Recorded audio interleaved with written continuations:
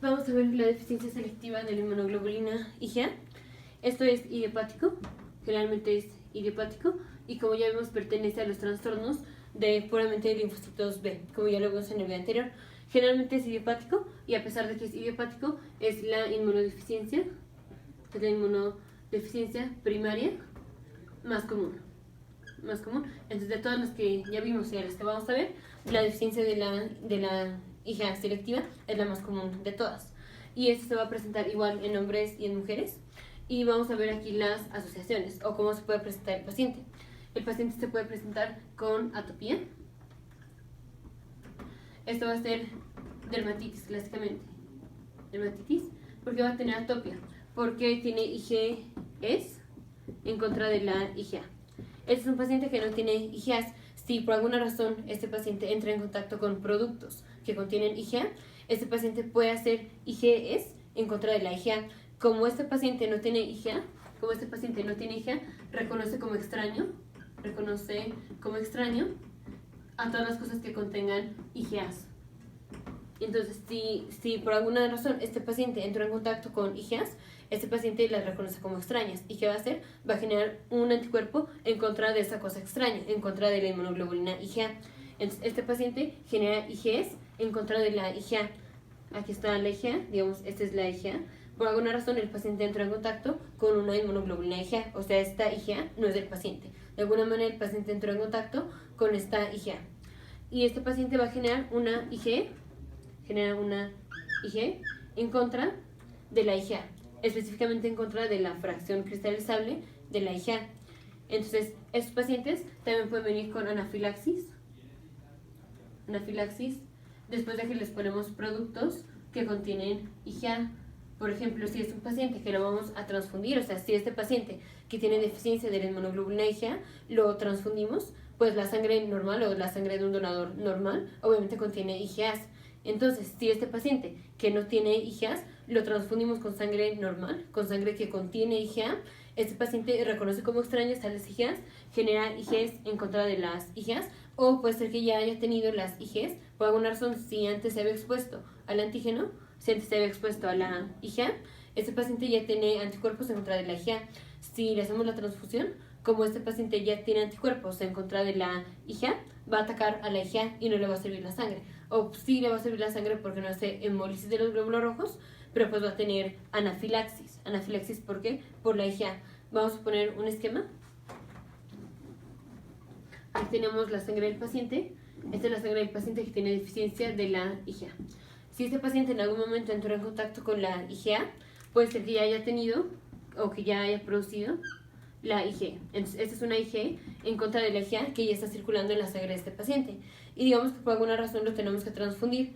Si lo transfundimos con sangre de un donador normal, o sea, de un donador que sí tiene IgA, entonces al poner la sangre, obviamente pues estamos poniendo glóbulos rojos del paciente del donador, pero también contenemos la IgA. En la sangre del donador, pues también tenemos IgAs y citoquinas y un montón de cosas. No son nada más glóbulos rojos, también tenemos IgAs. Entonces, al ponerle la sangre del donador a este paciente, le estamos poniendo las IgAs. Estamos poniendo IgAs del donador. ¿Y qué pasa? Este paciente ya tenía las IgEs en contra de la IgA. Entonces, este paciente, en el momento en el que hacemos la transfusión, va a atacar a las inmunoglobulinas IgAs. Las inmunoglobulinas IgAs vienen del donador. Y este paciente tiene IgEs en contra de las inmunoglobulinas de ese paciente. ¿Por qué? Porque es una IgA y este paciente, como no produce IgAs, si en algún momento se expuso a la IgA, puede ser antes, puede ser que esta sea la primera vez que se expone, pero si antes ya se había expuesto a la IgA, por cualquiera que sea la razón, es un paciente que ya produce inmunoglobulinas IgA en contra de la IgA, porque las IgA las reconoce como extrañas, porque él no las puede producir. Entonces, si se encuentra con algo que él no produce, lo reconoce como extraño. Él no produce las IgAs, las reconoce como extrañas. Le hacemos una transfusión y va a atacar a las IgAs. ¿Cómo se va a presentar el paciente? Con anafilaxis. Entonces está contraindicado dar productos que contienen IgA a los pacientes con deficiencia selectiva de IgA. Pero estos pacientes sí los podemos transfundir con sangre de un donador que tenga deficiencia de IgA. Si este paciente lo transfundimos con sangre de un donador que tiene deficiencia de IgA, pues este donador no tiene IgA, y si le ponemos esa sangre a este paciente, pues no le estamos poniendo IgA. Entonces este paciente, aunque ya tenga una inmunoglobulina Ig en contra de la IgA, no le pusimos IgA a este paciente, porque dijimos, le vamos a dar sangre de un donador que también tiene deficiencia selectiva de la IgA. Entonces a estos pacientes solo se les puede transfundir con sangre de donadores que también tengan deficiencia de IgA. ¿Cómo más se va a presentar el paciente? Se presenta con enfermedades autoinmunes, o también se presenta con infecciones recurrentes,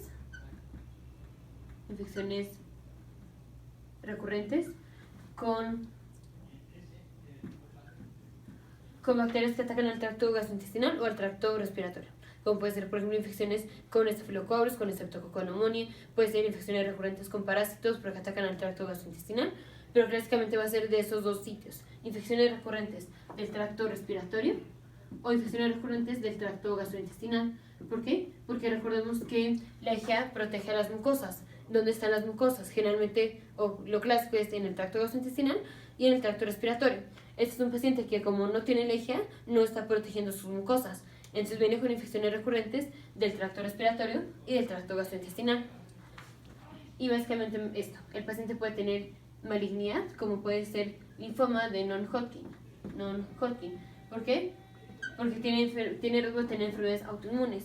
Y las enfermedades autoinmunes, si nos atacamos a nosotros mismos, podemos hacer una transformación maligna. O sea, nuestras células que se están atacando, o sea, si nuestras células atacan a otro tejido, a otro tipo de células, esas células que están siendo atacadas, como se les está llevando a un proceso de inflamación, pueden sufrir transformación maligna. Entonces podemos terminar con un linfoma.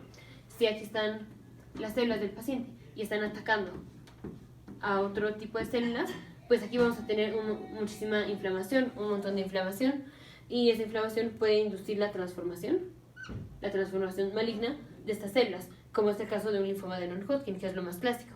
Enfermedades autoinmunes, la más común para esos pacientes es la enfermedad celíaca.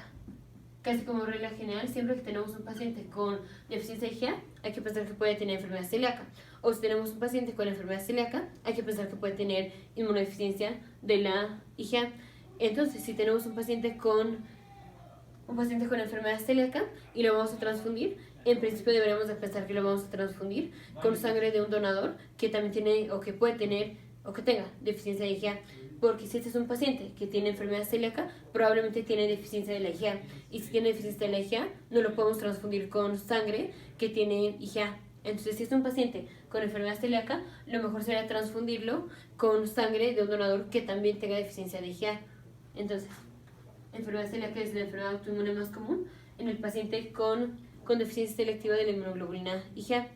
Todos los niveles de las inmunoglobulinas van a estar normales. Entonces, si hacemos estudio de laboratorio, todos los niveles de las inmunoglobulinas están normales. O sea, la IgM, la IgE, la IgD están normales, salvo la IgA. Obviamente la IgA va a estar disminuida. Y entonces a estos pacientes nada más no hay que darles productos que contienen IgA. Y como dato curioso, la deficiencia selectiva de IgA puede ocasionar un falso positivo en la prueba del embarazo cuando medimos la fracción beta de la gonadotropina crónica, beta-HCG. A las pacientes que les estamos haciendo la prueba de que están embarazadas, medimos la fracción beta de la gonadotropina crónica humana.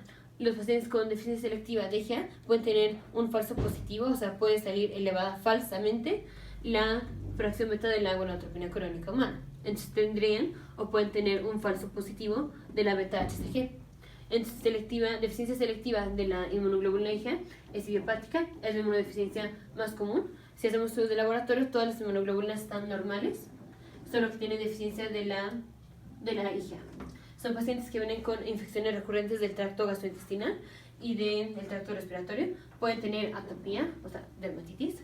Pueden tener anafilaxis cuando les ponemos productos que contienen IgA, como es hacer una transfusión de un donador normal. O pueden tener tienen tumores o linfoma de non-Hodgkin, es lo más clásico. Pueden tener malignidad y lo más clásico es un linfoma de non-Hodgkin. Y pueden tener enfermedades autoinmunes, que es la enfermedad celíaca, la más común. La enfermedad celíaca se asocia con deficiencia de inmunoglobulina IgA, siempre, siempre, siempre. Entonces, estos pacientes solo los podemos transfundir, solo se pueden transfundir con sangre de un donador que no contenga IgAs. Entonces, solo se pueden transfundir con sangre de un paciente que tenga deficiencia de IgA a estos pacientes. Y estos pacientes pueden tener un falso positivo de la gonadotropina crónica humana. Nos vemos en el siguiente video.